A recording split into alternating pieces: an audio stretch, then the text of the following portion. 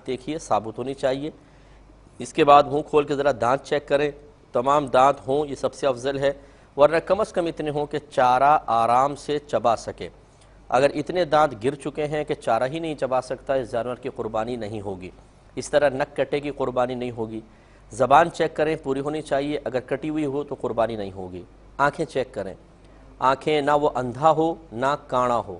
بھینگے کی بھی مکروہ لکھی ہے, لیکن بھینگے کو آپ دیکھ نہیں سکتے, ایک طرف سے دیکھیں گے دوسری پوشیدہ ہو جائے گی, ادھر سے دیکھیں گے ادھر کی پوشیدہ ہو جائے گی. لیکن بہرحال دونوں آنکھیں ہونی چاہیے اور کانا نہ ہو. اس کے لیے تھوڑا سا آپ کوئی تنکا وغیرہ اس کی آنکھ کے قریب لے کر جائیں.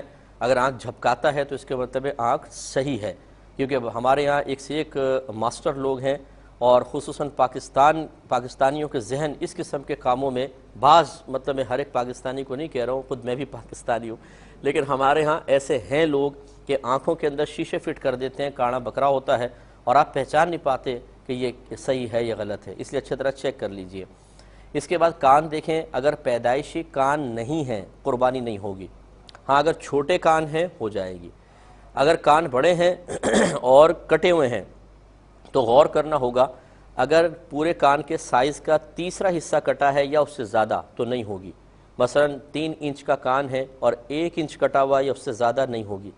اسی طرح کان میں بعض اوقات سوراخ ہو جاتے ہیں, یہ بعض اوقات تو خود کر بھی دیتے ہیں نشانی کے لیے. اگر وہ بھی پورے کان کی 1/3 کے برابر سوراخ ہے یا اس سے زیادہ ہے تو اس کی قربانی نہیں ہوگی.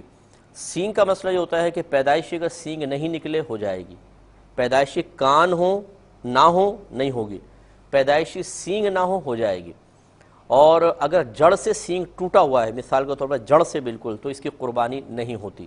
اور یہ جو اکثر گائے کے اندر ہوتا ہے کہ جو اوپر کے سینگ کاٹ کر اس کو ریتی سے گھس کے گول کر دیتے ہیں, اس کی قربانی خلاف سنت تو ہے لیکن ہو جائے گی. اور اکثر ایسی اب گائے آتی ہیں کیونکہ اس لیے اوپر سے گول کر دیتے ہیں کہ نوک ہو تو بہت زوردار کسی کے پیٹ میں مار سکتی ہیں, تو جانور کی قربانی سے پہلے انسان کی قربانی ہو جائے گی.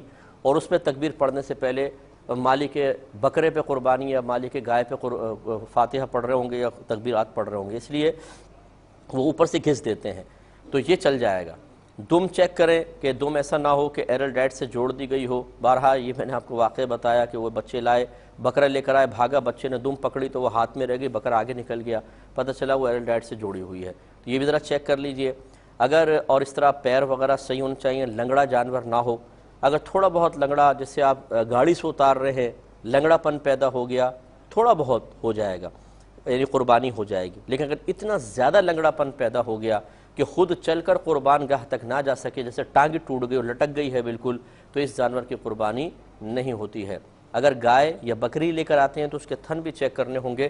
بکری کے دونوں تھن صحیح ہونے چاہیے, ایک خراب ہوا ایک صحیح نہیں ہوگی.